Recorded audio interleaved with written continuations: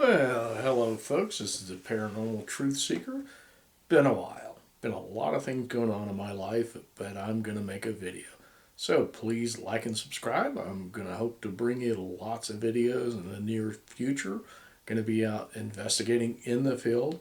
But right now, I want to recommend a book to you. The Nephilim Among Us. Now, this is by Scott Carpenter. Really good book. There's a lot of ideas, thoughts of what Bigfoot is. Now, I'm going to tell you that there is a lot of things associated with Bigfoot. Now, some people will ignore them. Some people, well, they're going to consider them. But all things considered, we don't know.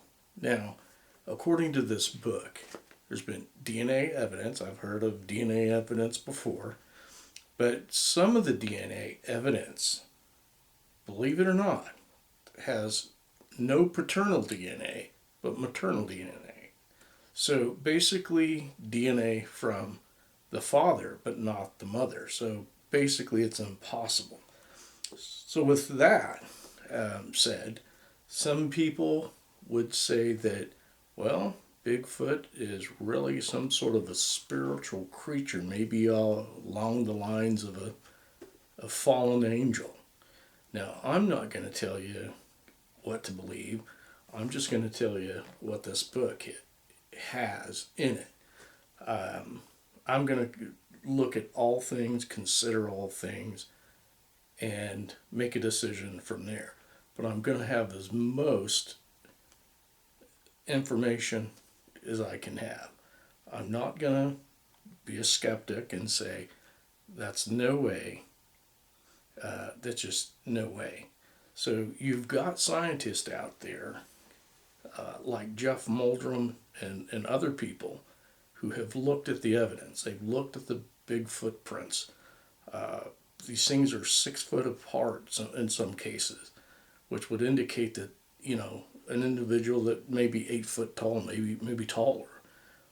These things are in the ground at a depth that a human being couldn't do it. And so I would just tell you to look at this book online. And if you get a copy, I think you would be very satisfied with the information. Again, they've got the DNA evidence. According to the book, he's got photographs, all kinds of things.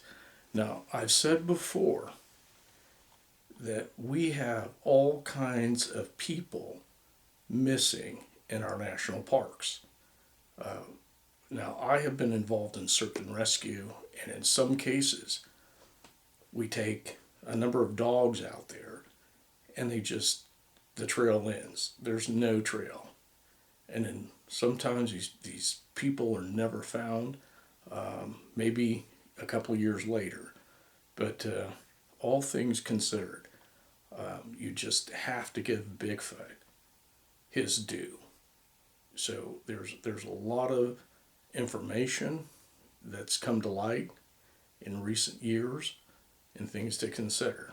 So I would just highly recommend this book to you. If you're involved in the paranormal or want to research it or investigate it, all things considered, you can't just say, I don't believe that. You have to investigate it. So, in any case, there's a good information out there. You have Politis, Dave Politis, who is investigating Bigfoot, and he has come to the conclusion that something is hunting humans. So we have thousands of people that are disappearing in our national forest. For example, I've talked about this before.